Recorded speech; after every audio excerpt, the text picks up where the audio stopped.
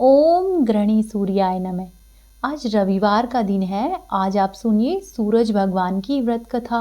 एक बार एक राजा और रानी थे। उनके पास सिपाही, घोड़े, दास दासियां, धन दौलत सब कुछ था। उन्हें सिर्फ संतान नहीं थी और इसी कारण से राजा और रानी दोनों ही बहुत दुखी रहते थे। संतान प्राप्ति के लिए उन्होंने हर तरह का दान धर्म, धार्मिक अनुष्ठान, जप, मंत्र, व्रत और पूजा पाठ किए, लेकिन इन सब का कोई फायदा नहीं हुआ।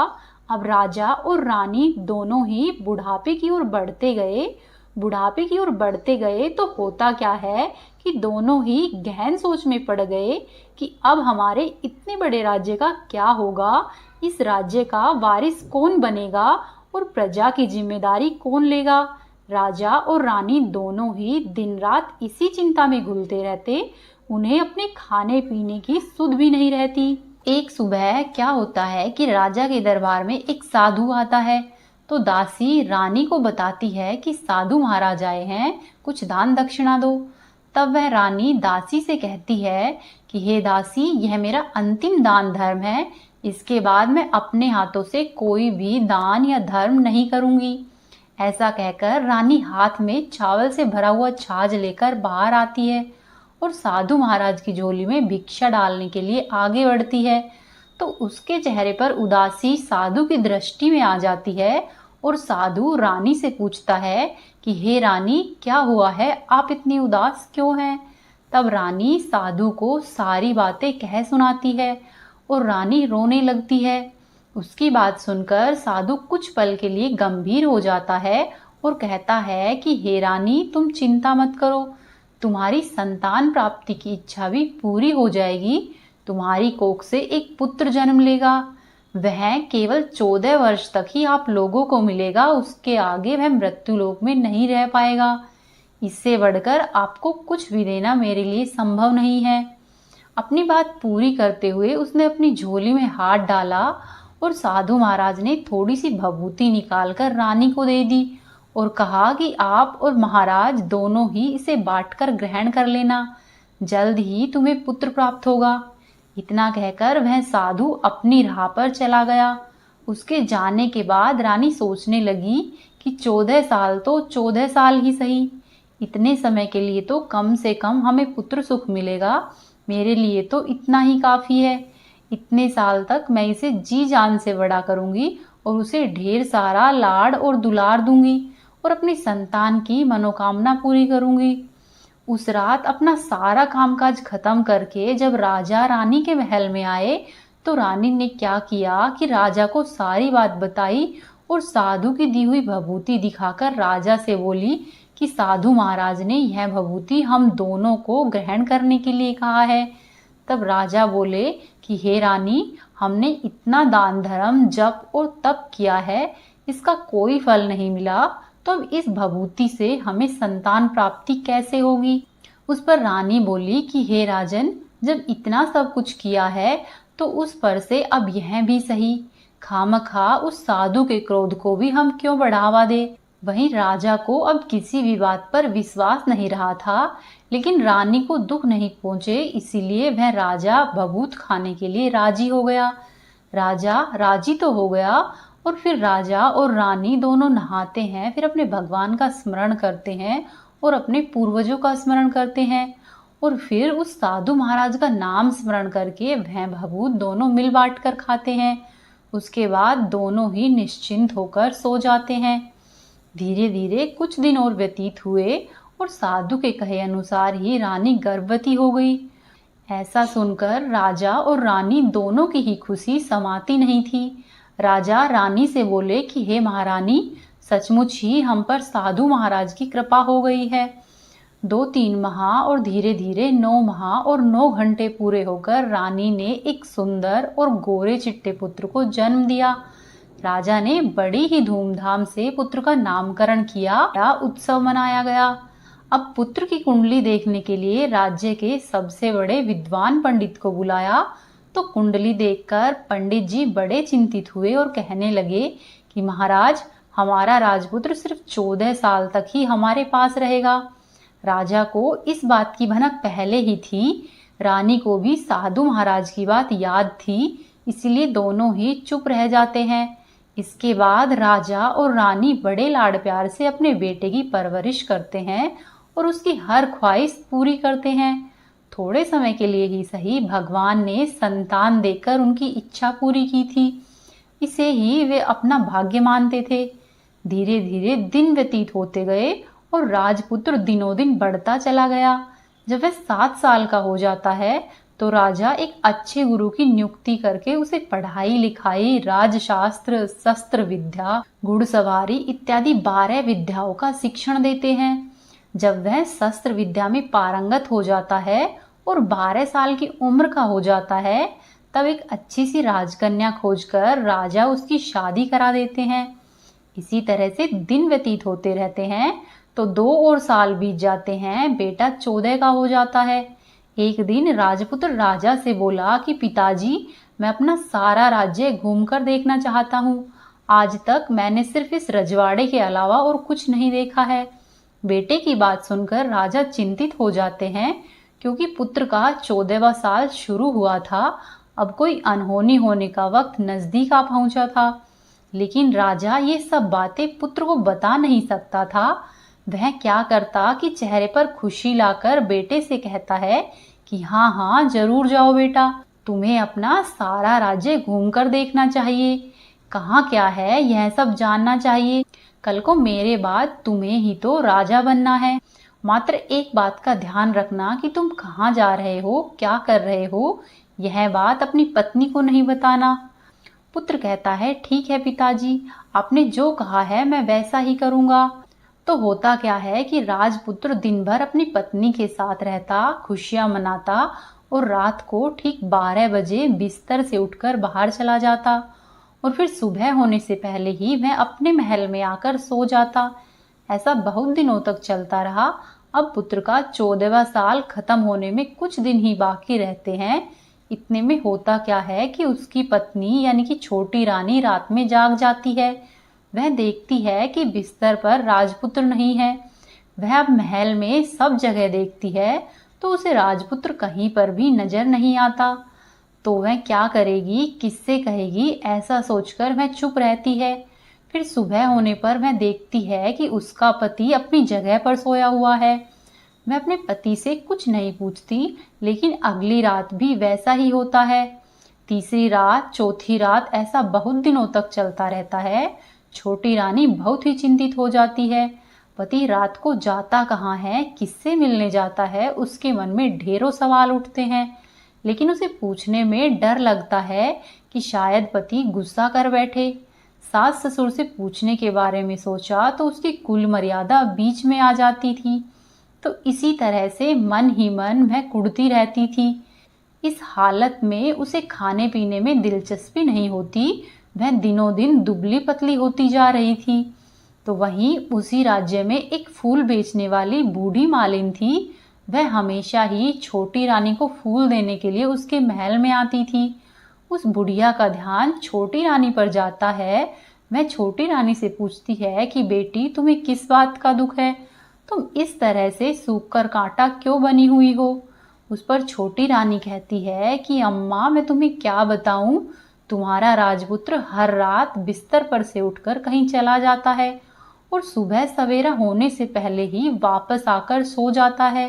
वह कहाँ पर जाता है, क्या करता है, यह सोच सोच कर ही मैं अन्न और जल ग्रहण नहीं कर पाती और इस तरह से सूख सूख कर कांटा बन गई हूँ। तब बुढ़िया ने उसकी सब बातें सुनी और उसे एक उपाय बताती है कि बेटी, आज ऐसा करना कि रात को तुम नहीं सोना, उसके पीछे जाकर देखना कि वह आखिरकार कहाँ जाता है, क्या करता है। तुम उसकी अच्छी तरह से पहरेदारी करना। इस पर छोटी रानी ने कहा कि अम्मा, यदि मुझे नींद आ गई तो। तब बूढ़ी अम्मा बोली कि तुम्हें नींद नहीं आए इसलिए एक काम करना, अपने बाएं हाथ की उंगली में एक जख्म करना और उस पर थोड़ी सी मिर्ची छिड़कना। उससे तुम्हें बड़ी जलन होगी और उस पीड़ा से तुम्हें रात भर नींद नहीं आएगी। छोटी रानी बुढ़िया के कहे अनुसार ही करती है। अपनी उंगली पर छोटा सा जख्म लगाती है और उस पर मिर्ची डालती है। उंगली की जलन से उसे रात में बहुत देर तक नींद नहीं आती, लेकिन बाद में वह सो जाती है। दूसरे दिन सुबह जब बुढ़िया फूल लेकर उसके महल में आती है और पूछती है कि क्या हुआ बेटी, देख पाई क्या पति कहाँ जाता है? तब रानी कहती है, नहीं अम्मा, पहले कुछ समय तक जलन के कारण मुझे नींद नहीं आई, परंतु कुछ देर बाद मैं सो गई। इस पर बुढ़िया कहती है कि कोई बात नहीं, आज तुम उंगली पर पहले से थोड़ा बड़ा जख्म करना और ज्यादा मिर्ची लगाना। अगली रात्रि छोटी रानी वैसा ही करती है, परंतु वह सिर्फ पति के बिस्तर से उठकर बाहर निकलते वक्त तक ही जाग पाई। वह उसके पीछे नहीं जा सकी, क्योंकि उस समय तक उसकी आंखें मुंद गई थी। दूसरे दिन जब बुढ़िया फूल लेकर आती है तो उसके पूछने से पहले ही रानी रोकर कहती है कि अम्मा, मैं आज भी उनकी पहरेदारी ठीक तरह से नहीं कर पाई। तब बुढ़िया कहती है कि रानी, रोना नहीं, सब कुछ ठीक हो जाएगा। तुम ऐसा करना, आज रात्रि को जख्म को और बड़ा करना और उस पर ज्यादा मिर्च छिड़कना, और एक काम करना बेटी, जब वह जाने के लिए निकलता है तो उसका रास्ता रोक लेना। बुढ़िया ने जैसा बताया था रानी ने वैसा ही किया। आज रात उसे नींद नहीं आती। पति जब रात को 12 बजे बिस्तर से उठकर महल से निकलने के लिए चलने लगता है तो वह रानी बुढ़िया ने जैसे बताया था उसके ही अनुसार दौड़कर आती है और पति का रास्ता रोकती है और कहती है कि आप कहाँ जा रहे हो, किनसे मिलने जा रहे हो, मुझे सब कुछ बताओ। राजपुत्र उसे समझाने की बहुत कोशिश करता है। राजपुत्र कहता है कि देखो, अगर मैंने तुम्हें बता दिया तो मैं तुमसे दोबारा कभी नहीं मिल पाऊंगा। तब छोटी रानी कहती है कि कोई बात नहीं, न मिल पाओ तो न सही, लेकिन आप रात के समय कहाँ जाते हो, यह सब मुझे बताइए। राजपुत्र यह सुनकर निरुत्तर हो जाता है और पत्नी की जिद के आगे उसकी एक नहीं चल पाती। ठीक उसी समय उसका 14वां साल खत्म होकर 15वां साल लगने वाला था। जो होता है वह हो जाने दो। राजपुत्र ऐसा सोचता है और कुछ चावल मंत्रों से सिद्ध करके अपनी पत्नी के हाथ में देता है और कहता है कि इन चावलों के दानों को दोनों हाथों की मुट्ठी में पकड़ लो। पहले दाएं हाथ में पकड़े हुए चावल मेरे ऊपर फेंकना, मैं कौन हूँ यह तुम्हें पता चल जाएगा। फिर अपने बाएं हाथ में पकड़े हुए चावल मेरे ऊपर फेंकना, मैं जैसा था तुम्हें मिल जाऊंगा। लेकिन यदि तुम बाएं हाथ के चावल मेरे ऊपर फेंकना भूल गई तो मैं तुम्हें कभी भी नहीं मिलूंगा। ऐसा सुनकर रानी ने नहीं भूलूंगी ऐसा बड़े ही आत्मविश्वास से कहा और अपने दाएं हाथ में पकड़े हुए चावल अपने पति के ऊपर फेंक दिए। तो राजपुत्र एकदम से एक विशाल घोड़ा बन जाता है, एकदम उम्दा, सफेद, गर्दन पर लंबी लंबी अयाल। देखते ही देखते वह तेजी से दौड़ने लगता है। रानी उस घोड़े को एकदम भौचक्की होकर देखने लगती है और पति ने बाएं हाथ के चावल फेंकने की जो बात कही थी वह भूल जाती है। उसकी आंखों के सामने ही वह घोड़ा महल से निकलकर चला जाता है। घोड़ा जो महल से बाहर जाता है तो वह वापस नहीं आता। अब रानी को बड़ा ही पश्चाताप होता है और वह स्वयं को कोसने लगती है, लेकिन अब उसका कोई फायदा नहीं होने वाला था। राजपुत्र अब कभी भी वापस नहीं आने वाला था। सुबह होते ही महाराजा महारानी को सब बात पता चलती है तो उन दोनों को बहुत दुख होता है। वे बिस्तर पकड़ते हैं और राह देखते हैं कि एक दिन उनका बेटा जरूर वापस आ जाएगा। इसी तरह से 1 महीना गुजरता है, 2 महीने गुजरते हैं, 3 महीने गुजरते हैं और आखिरकार धीरे धीरे 6 महीने पूरे हो जाते हैं। राजपुत्र का खूब पता लगाने पर भी कोई पता नहीं लगता। वहीं राज्य का प्रधान राजपुत्र को ढूंढने के लिए राज्य के गांव-गांव सिपाही भेजता है, लेकिन उन्हें कहीं भी कोई सफलता नहीं मिलती। इधर छोटी रानी अपनी हठ के कारण पति गायब हो गया यह सोचकर स्वयं को मन ही मन कोसती रहती। फिर वह प्रण लेती है कि कुछ भी करके मैं अपने पति को ढूंढकर जरूर लाऊंगी। ऐसा सोचकर वह एक दिन सुबह सवेरे उठकर सास और ससुर के महल में जाती है और कहती है कि मैं अपने पति की खोज के लिए जा रही हूँ। महाराजा और महारानी को और क्या चाहिए था, कुछ भी करके उन्हें उनका बेटा वापस मिलना चाहिए था। वे बहू को जाने की अनुमति देकर कहने लगे कि बेटी, तुम्हें जो कुछ चाहिए वह ले जाओ, जहाँ पर जाना है वहाँ पर जाओ, लेकिन हमारे बेटे को वापस लेकर आओ भगवान तुम्हें कामयाबी दे। फिर छोटी रानी क्या करती है कि अपना शाही वेश बदलकर एक सेठानी बन जाती है। कुछ दास और दासियों व कुछ नौकरों को साथ में लेती है और कुछ सामान साथ में लेती है और राज्य की सीमा पर जाकर वहाँ एक भोजनालय खोल देती है और वहाँ पर आने वाले सब यात्रियों को खाना मुफ्त में देने लगती है। मात्र एक ही शर्त रखती है कि खाना खाने वाले को उसकी देखी हुई कोई भी अजीब चीज उसकी मालकिन को यानी कि राजकन्या को बतानी पड़ेगी। तो वहां पर आने वाला हर नागरिक अपनी तरफ से मैंने यह देखा, मैंने वह देखा, ऐसा कहकर वह मुफ्त में खाना खाकर जाता। परंतु रानी को जो बात चाहिए थी वह अब तक नहीं मिल रही थी। ऐसे ही कुछ दिन बीत गए। तो इधर क्या होता है कि रानी के महल में जो फूल लेकर बुढ़िया अम्मा आती थी, उनके एक बेटा और एक बहू थे और उनका एक पोता भी था, यानी कि बुढ़िया के बेटे बहू का बेटा था। तो बेटा और बहू सुबह सुबह काम के लिए निकलने जाते तो पोते को संभालने की जिम्मेदारी बुढ़िया पर थी। बुढ़िया दिन भर पोते को संभालती। तो एक दिन होता क्या है कि बुढ़िया को पान खाने की आदत थी, तो पान लगाने के लिए चूना चाहिए था। वह उसे तैयार करने के लिए सीपियाँ लेने गई। इन सीपियों को भूनने के लिए गोबर के कंडे चाहिए थे। कंडे इकट्ठा करने के लिए वह बांस की टोकरी लेकर चरवाहे के मैदान में गई। वहां पर बहुत सारे कंडे थे। उन्हें जमा करते करते उसे घर आने में अंधेरा हो गया और शाम होते ही जब काम से बेटा और बहू वापस लौटे तो देखते हैं कि बच्चा घर पर अकेला है और रो रहा है। वे दोनों ही गुस्से से लाल पीले हो गए।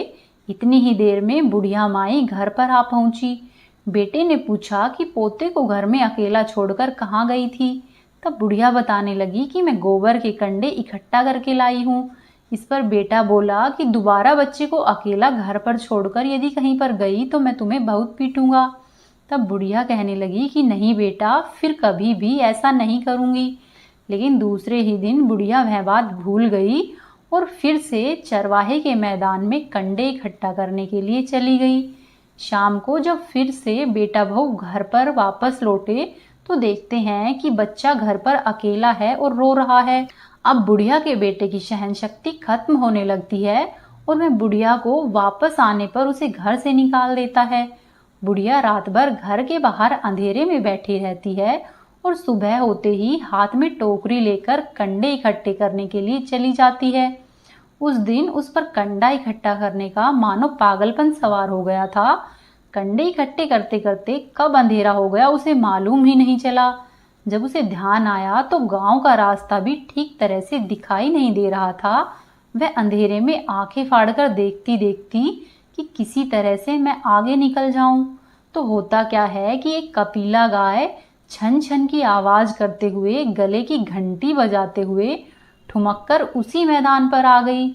उसे देखकर बुढ़िया सोचने लगी कि मैं इस गाय के पीछे पीछे जाऊंगी तो हो सकता है कि मैं गांव तक पहुंच जाऊं।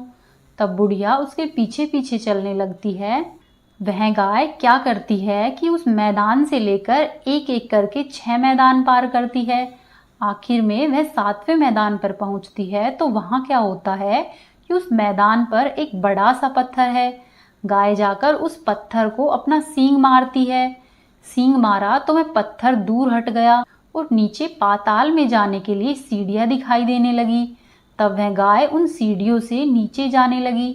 बुढ़िया वह सब देखती रही और झट से जाकर गाय की पूंछ पकड़ लेती है। पूंछ पकड़कर वह गाय के साथ ही नीचे पाताल में पहुंच जाती है। पाताल में पहुंचते ही बुढ़िया ने तुरंत ही गाय की पूंछ छोड़ दी और इधर उधर देखने लगी। वहीं से बुढ़िया ने देखा कि पाताल में सब जगह जगमगाहट है, दीप और दिए जल रहे हैं और तेज रोशनी गाय के ऊपर पड़ती है और वहां पर अद्भुत घटनाएं घटने लगती है। गाय के नीचे जाते ही उसके गले में अपने आप सांकल पड़ गई और छम छम करके कोई दुधाड़ी में गाय का दूध दूहने लगा। लेकिन जो भी कोई वह कर रहा था वह दिखाई नहीं दे रहा था। बुढ़िया बहुत घबरा गई और कहाँ आकर फंस गई ऐसा सोचने लगी और वह यहाँ वहां पर छिपने के लिए जगह ढूंढने लगी। लेकिन उसे कहीं भी जगह नहीं मिली। हर जगह पर उजाला ही उजाला था। तो वह यूं ही एक कोने में खड़ी रह गई और जो कुछ सामने हो रहा था उसे चुपचाप देखने लगी। कुछ पल के बाद वहां पर झट से एक उम्दा सफेद घोड़ा आया। वहां पर 2 कुंड थे, उसमें से एक कुंड में उस घोड़े ने छलांग लगाई और ऊपर आ गया। अब उसे राजपुत्र का रूप प्राप्त हो गया और राजपुत्र बनने के बाद उसने दूसरे कुंड के पानी में स्नान किया और वहां पर रखे हुए नए कपड़े पहने। नजदीक ही एक सुंदर पलंग था, वह उस पर आकर बैठ गया। उसके सामने अपने आप 5 पकवानों की थाली आ गई, दूध की एक प्याली आ गई, 5 सुपारी आ गए और उसके सामने एक दिया जलता रहता। राजपुत्र ने खाना खाया, दूध पिया, 5 सुपारी खाए और बिस्तर पर लेट जाने से पहले सूर्यदेव का स्मरण करके सामने जलते हुए दिए से पूछा कि दिए दिए दीपंकर, मेरे माता पिता क्या कर रहे हैं। दिया बताने लगा कि बेटे के शोक में डूबे हुए हैं। तब लड़का पूछता है कि राज्य कौन संभाल रहा है। तब दिया कहता है कि राज्य प्रधान संभालता है। फिर राजपुत्र कहता है कि मेरी पत्नी क्या करती है। तब दिया कहता है कि उसने चौराहे पर भोजनालय शुरू किया है और आते जाते लोगों से वह नई खबर के बारे में पूछती है। दिए की यह कहते ही राजपुत्र कहने लगता है कि ठीक है। उसके बाद वह सो गया। बुढ़िया कोने में खड़ी रहकर यह सब देखती रही। ऐसी अद्भुत घटना उसने जिंदगी में पहली बार देखी थी। उसे अंदर ही अंदर चुलबुलाहट होने लगी। वह अपनी भूख और प्यास को भूल गई कि आगे और क्या होता है। उसे देखने के लिए वह उत्सुक रहने लगी। लेकिन उसके बाद और कुछ घटनाएं नहीं घटती। रात गुजर गई और सुबह हो गई। सुबह होने पर पलंग पर सोया हुआ राजपुत्र उठा और फिर से पहले वाले कुंड में छलांग लगाई। तो अब वह फिर से घोड़ा बन गया और कुंड से बाहर आ गया। बाहर आते ही वह तेजी से उस पाताल नगरी से बाहर निकल गया। लेकिन वह कहाँ गया, बुढ़िया को कुछ भी पता नहीं चला। उसके बाद पिछली रात की ही तरह उस गाय का छम छम करके कोई दूध दूहने लगा। जैसे ही दूध दूहना खत्म हुआ, उसके गले की सांकल अपने आप खुल गई और वह गाय तेजी से ऊपर जाने वाली सीढ़ियों की ओर भागने लगी। गाय को दौड़ते देखकर बुढ़िया सोचने लगी कि अब गाय के साथ ही यहाँ से ऊपर जाने में समझदारी है, नहीं तो कोई मुसीबत आकर खड़ी हो जाएगी। बुढ़िया माई ने झट से उस गाय की पूंछ पकड़ ली और गाय के साथ ऊपर आ गई। गाय जब ऊपर मैदान में पहुंची तो सुरंग का रास्ता अपने आप बंद हो गया और उसके मुंह पर एक बड़ा सा पत्थर पहले ही की तरह खड़ा हो गया। ऊपर आकर वह गाय जंगल की ओर निकल गई तो इधर बुढ़िया एकदम बावली सी हो गई। उसने पाताल नगरी में जो कुछ देखा था वह जल्द से जल्द किसी को बताने के लिए उतावली हो उठी। उसे एकदम से याद आया कि नगर की सीमा पर कोई औरत भोजनालय चलाती है और नई बात बताने वाले को खाना पीना मुफ्त में देती है। वह सोचने लगी कि क्यों न मैं यह बात उस औरत को जाकर बताऊं। यदि उसे पसंद आई तो बाकी के जीवन में खाने पीने की झंझट से मुक्ति मिल जाएगी। तब बुढ़िया ने मन ही मन तय किया और तुरंत ही उस भोजनालय के द्वार पर टंगे हुए नगाड़े के सामने खड़ी हो गई और जोर जोर से नगाड़ा बजाना शुरू कर दिया। नगाड़े का इस तरह का शोर सुनकर मालकिन यानी कि छोटी रानी मन में प्रसन्न हो जाती है कि शायद कोई बड़ी बात लेकर कोई यहाँ पर आया है। तब रानी अपने सिपाहियों को आदेश देती है कि जाइए और जो आया है उसकी अच्छे से खातिरदारी कीजिए। आदेश पाते ही सिपाही नीचे दौड़ गए तो एक बुढ़िया नगाड़ा बजा रही थी। उन्होंने पूछा कि क्यों री बुढ़िया, क्या हुआ, नगाड़ा क्यों बजा रही हो। तब बुढ़िया बोली कि कुछ नहीं बेटा, यहाँ पर खाना मिलता है न, इसीलिए आई हूँ। तब वो बोले कि खाना मिलेगा लेकिन तुम्हें कोई नई बात बतानी पड़ेगी। तब बुढ़िया बोली हाँ बताऊंगी, मुझे एक बात मालूम है। इस पर सिपाही उसे अंदर रानी के पास लेकर आए। उनको मालकिन का आदेश था कि जो कोई बूढ़ा बुजुर्ग वहां पर आए उनके साथ अच्छी तरह से पेश आना है और उनका आदर सत्कार व आतिथ्य करना है। तो सिपाहियों ने बुढ़िया का भरपूर आदर सत्कार किया। उसे बड़ी सी थाली भरकर व्यंजन परोसते हैं। बुढ़िया कुछ दिनों से भूखी थी, इसीलिए वह खाने पर टूट पड़ी।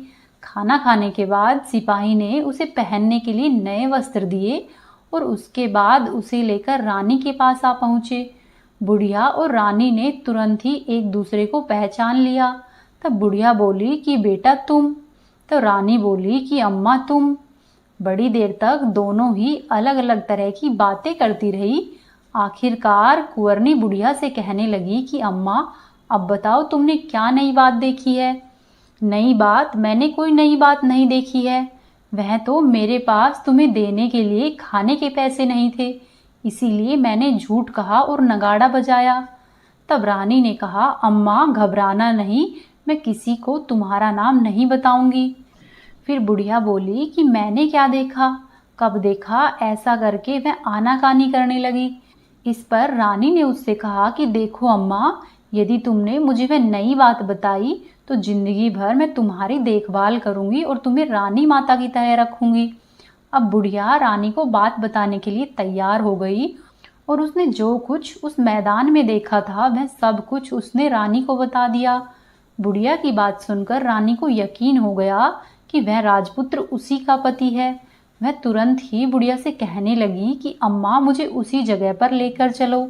तब वह बुढ़िया बोली कि नहीं बेटी, वह पाताल राज्य है, सांप है और अन्य बहुत खतरे हैं। यदि किसी ने तुम्हें वहां पर देख लिया तो तुम्हारी जान खतरे में पड़ सकती है। लेकिन रानी ने उसकी एक भी नहीं सुनी। वह उसे उस जगह पर ले जाने के लिए जिद करने लगी। आखिर में बुढ़िया ने उसका कहना मान लिया और कहने लगी कि ठीक है, मैं तुम्हें वहां पर लेकर चलती हूँ, पर आज नहीं कल। वहां जाना है तो शाम को ही जाना होगा। तो दूसरे दिन दोपहर को रानी बुढ़िया के साथ उस मैदान पर गई और एक जगह छुपकर गाय के आने की राह देखने लगी। दिन ढलते ही अंधेरा घेरने लग गया और हमेशा की ही तरह गाय वहां पर आ गई। मैदान के उस कोने में जाकर गाय ने पत्थर पर सींग मारा तो झट से पत्थर हटकर वहां से सुरंग में जाने का रास्ता खुल गया। गाय उस रास्ते से नीचे उतरने लगी तो बुढ़िया रानी से कहती है कि जल्दी आगे बढ़ो बिटिया, हमें गाय की पूंछ पकड़कर नीचे उतरना होगा। तब वे दोनों गाय की पूंछ पकड़कर नीचे उतर गई। बुढ़िया पहले जिस कोने में छिपी थी अब भी उसी कोने में छिप गई। अब नीचे सब कुछ पहले के जैसे ही घटित हो रहा था। गाय के गले में अपने आप सांकल पड़ गई। कोई अदृश्य रूप से उसका दूध दुहने लगा। एक सफेद उम्दा घोड़े ने आकर एक कुंड में छलांग लगाई तो वह राजपुत्र के रूप में ऊपर आया। वह राजपुत्र दूसरे कुंड में नहाने लगा। बाद में उसके सामने खाने की थाली आ गई और दूध की प्याली आ गई, पान का बीड़ा आ गया। राजपुत्र सब कुछ ग्रहण करके सोने के लिए पलंग पर गया तो सोने से पहले सूर्यदेव का स्मरण करके वह दिए से पूछने लगा कि दिए दिए दीपंकर, मेरे माता पिता क्या कर रहे हैं? तो दिया कुछ जवाब नहीं देता बल्कि वह बुझने लगता। तब राजपुत्र को कुछ अघटित हुआ है इसका संदेह हो गया। वह उदास हो गया और जो कुछ हुआ है वह हो जाने दो, ऐसा सोचकर वह सोने के लिए बिस्तर पर लेट गया। अब रानी का संयम छूट गया। वह दौड़कर पति के पास आई और उसके पैर पकड़ने के लिए आगे बढ़ने लगी। राजपुत्र तुरंत ही पत्नी को पहचान गया और वह झट से पीछे हट गया और चिल्लाने लगा कि नहीं नहीं, मुझे मत छूना वरना सर्वनाश हो जाएगा। तब रानी अपने दोनों हाथों को जोड़कर अपने पति से अपनी भूल स्वीकारने लगी। कहने लगी कि हे स्वामी, मुझसे भूल हो गई है। मुझे आपसे नहीं पूछना चाहिए था कि आप रात को कहाँ जाते हो। मैं अपनी भूल स्वीकार करती हूँ। मुझे मेरे किए की सजा मिल गई है। अब आप घर पर चलिए। आपके वियोग में आपके माता पिता ने बिस्तर पकड़ लिया है और आपकी प्रजा भी बहुत दुखी है। उस पर राजपुत्र कहने लगा कि वहीं तो एक बार तुम गलती कर बैठी हो, अब दोबारा मत करना, नहीं तो अब मैं तुम्हें जो दिख रहा हूँ वह भी नहीं दिखूंगा। अब तो यह सुनकर रानी जोर जोर से विलाप करने लगी और जोर जोर से जमीन पर सिर पटकने लगी। राजपुत्र के मन में उसके प्रति दया उत्पन्न हो गई और वह उससे कहने लगा कि यदि तुम मुझे पाना चाहती हो तो तुम्हें एक काम करना होगा। काम कठिन है लेकिन वह तुम्हें अकेले ही करना होगा। तब रानी कहने लगी कि हे स्वामी, आप कार्य कहो, जितना भी कठिन है मैं अवश्य ही पूर्ण करूंगी। इस पर राजपुत्र ने उसे बताया कि इस पाताल से ऊपर जाते ही तुम्हें एक घना जंगल नजर आएगा। ऐसे 6 जंगल पार करके 7वां जंगल मिलेगा। वह जंगल सबसे घना है। उसी जंगल में बीचों बीच में एक पीपल का पेड़ है। उसके आसपास की जगह पर पत्ते, फंदे, जटाए, कांटे इत्यादि अनेकों तरह से वह पीपल का पेड़ ढका हुआ है। वहां पर बाघ, शेर, भालू, सांप और सभी धमाचौकड़ी करने वाले जानवर बैठते हैं। तुमको उन सबको भगाकर वह जगह साफ करनी है। उस जगह की गोबर से पुताई करके उसको पवित्र बनाना है, रंगोली से सजाना है। उसके बाद वहां पर धूप, कपूर, अगरबत्ती जलानी है। फूल कुमकुम से पेड़ के तने की पूजा करनी है। दूध दही से बने हुए चावल का भोग चढ़ाना है। ये सब तुम्हें दोपहर को 12 बजे से पहले पहले करना है। 12 बजे के समय तुम्हें उस जगह पर बैठकर सूर्य भगवान का ध्यान करना है। ठीक 12 बजे सूर्य भगवान का रथ वहां पर उतरेगा। वे यह सब देखकर खुश हो जाएंगे और कहेंगे कि जिस किसी ने यह सब किया है उसे मैं मनचाहा फल दूंगा। तो तुम उसके सामने जाकर उनके रथ का दाहिना घोड़ा मांगना, तो मैं तुम्हें मिल जाऊंगा। इतनी बात कहकर राजपुत्र अपने पलंग पर सो गया और छोटी रानी भोर होने की राह देखने लगी। भोर होते ही वह बुढ़िया के साथ गाय की पूंछ पकड़कर ऊपर आ गई और ऊपर आने के बाद वह बुढ़िया से कहने लगी कि अम्मा, अब मैं अकेले ही आगे जाऊंगी, तुम भोजनालय पर वापस चली जाओ। ऐसा कहकर वह जंगल में जाकर राजपुत्र की बताई हुई जगह ढूंढने लगी और स्वयं आरी से वह जगह साफ कर दी। बाद में राजपुत्र ने जैसे जैसे बताया था वैसे ही उसने वहां की लिपाई पुताई की, रंगोली बनाई और वापस आ गई।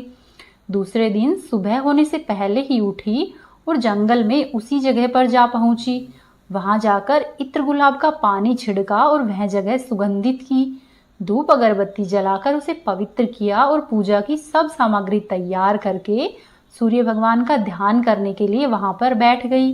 जैसा कि पति ने बताया था, दोपहर को ठीक 12 बजे सूर्य भगवान का रथ उस पीपल के पेड़ पर आकर रुका है और सूर्य भगवान ने जब रथ से नीचे देखा तो सुगंधित वातावरण देखकर वे प्रसन्न हो गए और फिर वे बोले कि जिस किसी ने भी यह कार्य किया है वह यहाँ पर आकर मुझसे कुछ भी मांग ले, मैं उसे अवश्य ही दूंगा। रानी ने जब ये शब्द सुने तो मैं बिना समय गवाए हुए दौड़कर उनके सामने आ गई और उनको साष्टांग नमस्कार करके बोली कि हे भगवान, वह मैं ही हूँ, मैंने ही यह जगह साफ की है। तब सूर्यदेव ने कहा कि अच्छा, तो जो तुम्हें चाहिए वह वरदान मांगो। तब वह हाथ जोड़कर बोली कि हे भगवान, मुझे आपके रथ का दाहिना घोड़ा दे दीजिए। तब सूर्य भगवान बोले कि नहीं नहीं, मैं तुम्हें और कुछ भी दे सकता हूँ लेकिन यह घोड़ा नहीं दे सकता। मेरे रथ के 12 घोड़े हैं, तुम चाहो तो कोई और घोड़ा मांग लो, लेकिन यह दाहिना घोड़ा मैं तुम्हें नहीं दे सकता। तब छोटी रानी ने सूर्यदेव की एक नहीं सुनी और वह सूर्यदेव से एक ही बात कह रही थी कि मुझे यह दाहिना घोड़ा ही चाहिए, नहीं तो मैं आपके पैरों में गिरकर अपने प्राण दे दूंगी। अब सूर्यदेव भी धर्म संकट में पड़ गए। उन्होंने वचन दे दिया था और अब वे अपने वचन से पलट नहीं सकते थे। ठीक है, दे दिया तुम्हें घोड़ा, सूर्यदेव ने ऐसा कहा और फिर एक बात और भी कही कि देखो, मैंने तुम्हें घोड़ा तो दिया है लेकिन वह तुम्हें यहाँ पर नहीं मिलेगा, तुम उसे पाताल में जाकर उसे लेकर आओगी। तब रानी बोली कि हे सूर्यदेव, पाताल में तो क्या, मैं भगवान के पास भी उन्हें पाने के लिए जा सकती हूँ। रानी के ऐसे वचन सुनकर सूर्यदेव उन्हें आशीर्वाद देकर अपने मार्ग में चले गए और इधर रानी जंगल से अपने भोजनालय में वापस आ गई। फिर वह बुढ़िया को लेकर उसी मैदान पर आ गई और जल्दी ही शाम हो गई। शाम होते होते फिर से वह गाय आई और उस गाय ने सींग मारकर सुरंग का पत्थर हटाया और फिर से नीचे उतरने लगी। रानी और बुढ़िया दोनों ने ही जल्दी जल्दी उसकी पूंछ पकड़ ली और पूंछ पकड़कर गाय के साथ ही नीचे उतर आई। नीचे पाताल में सब घटनाएं पहले की ही तरह घटने लगी। घोड़े का एक कुंड में नहाकर राजपुत्र बन जाना, नहा धोकर पलंग पर जाकर बैठना, तो उसे खाने की थाली, दूध की प्याली आना, पान का बीड़ा आना। लेकिन आज एक बात नहीं घटी कि आज एक की जगह 2-2 थाली, 2-2 दूध की प्याली, 2-2 पान के बीड़े उसके सामने आ गए। वह कुछ नहीं बोला, अपने हिस्से की थाली खाकर, दूध पीकर और पान का बीड़ा चबाकर वह सोने चला गया और हमेशा की ही तरह दिए से पूछने लगा कि दिए दिए दीपंकर, मेरे माता पिता क्या करते हैं। तब दिए ने बताया कि वे दोनों तुम्हारे शोक में मरने की स्थिति में पहुंच गए हैं। ऐसा सुनकर झट से उसकी आंखों से आंसू टपकने लगे। वह फिर से पूछने लगा कि दिए दिए दीपंकर, मेरा राज्य कौन चला रहा है? तब दिए ने कहा कि तुम्हारा राज्य प्रधान चला रहा है और वह सब कुछ हड़प चुका है। वह प्रजा पर बहुत ही अत्याचार कर रहा है। यह सुनकर राजपुत्र को बहुत क्रोध आया। वह क्रोध से अपनी मुट्ठी भींचने लगा। फिर आगे राजपुत्र पूछता है कि दिए दिए दीपंकर, मेरी पत्नी क्या कर रही है? यह सुनकर दिया कुछ नहीं बोला, चुप रहा। अब रानी का संयम जवाब दे गया। वह दौड़कर पति के गले लग गई। अब मैं तुम्हें मिल गया, ऐसा राजपुत्र कहने लगा। सच कहते हो, आप फिर से तो घोड़ा नहीं बन जाओगे न? तब राजपुत्र कहता है, नहीं, मैं दोबारा घोड़ा नहीं बनूंगा। तुमने जो इतने सारे कष्ट उठाए हैं वह मुझको पाने के लिए हैं। इसीलिए सूर्यदेव ने मुझे सदा के लिए ही घोड़े के जन्म से मुक्त कर दिया है। राजपुत्र ने बड़े प्यार से कहा और उसे हृदय से लगा लिया। उसके आंसू पोंछे और कुछ देर के बाद सुबह हो गई तो गाय की श्रृंखला टूटकर वह ऊपर भूलोक को जाने लगी। रानी, राजपुत्र और बुढ़िया उसकी पूंछ पकड़कर उसके साथ ऊपर आ गए। ऊपर आने पर वे सीधे ही भोजनालय में पहुंच गए। वहां का सब सामान लोगों में बांट दिया और उसको ताला लगाकर रानी और राजपुत्र और बुढ़िया माई राज्य में लौट आए। राजपुत्र वापस आता है तो उसके तेवर देखकर प्रधान घबरा गया। राजपुत्र ने प्रधान को बंदी बनाया और कैद खाने में डाल दिया और राज्य की बागडोर अपने हाथों में ले ली। उसके बाद वह अपने माता पिता को मिलने के लिए उनके महल में गया।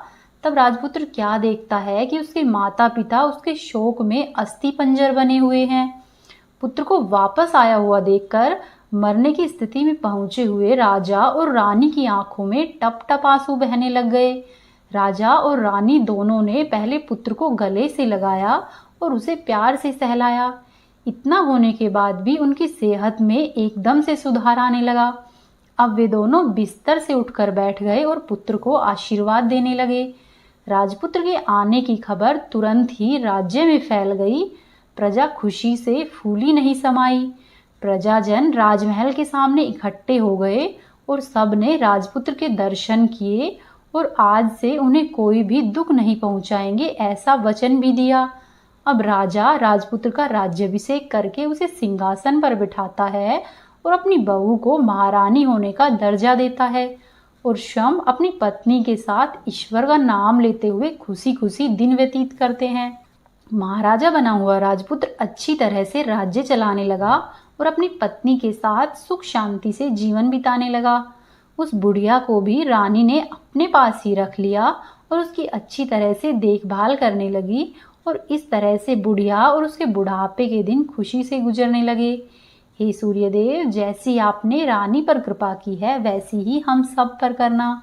इस कहानी को कहने वाले, सुनने वाले और होकारा भरने वाले सब पर अपनी कृपा रखना। तो ये थी सूरज भगवान की कहानी। वीडियो को लाइक करें, वीडियो को शेयर करें, कमेंट बॉक्स में जय सूर्य भगवान अवश्य ही लिखें।